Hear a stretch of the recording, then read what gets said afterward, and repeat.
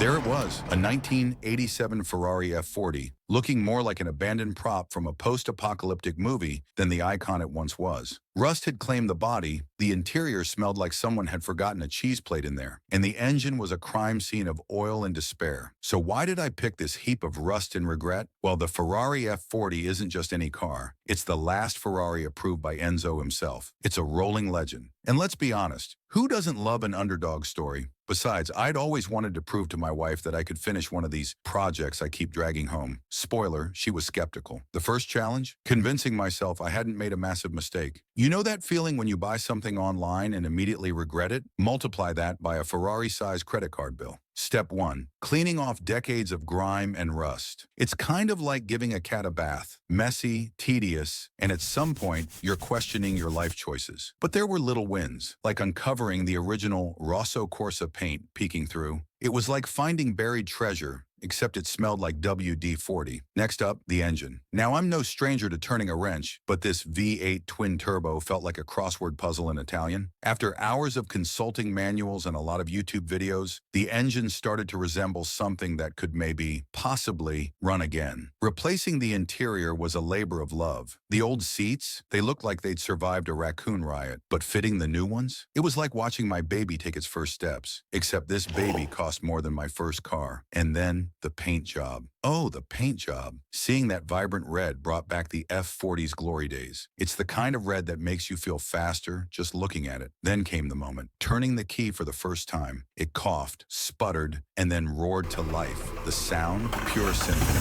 I'll admit, I teared up. Even the neighbors cheered, although that might have been because they thought I'd finally stopped revving it at odd hours. The first drive was magical. Hearing the turbo spool, feeling the wind, and knowing every nut and bolt had been touched by my own hands. It was surreal. Sure, there were a few rattles, but hey, who's perfect on their first try? Restoring this car wasn't just about the F40, it was about perseverance, about taking something broken and making it whole again. And it taught me patience, okay, some patience. So here's to the rust buckets and the dreamers who see potential in them. Because sometimes what looks like a disaster waiting to happen is really just a masterpiece in disguise. Now, if you'll excuse me, I've got some driving to do.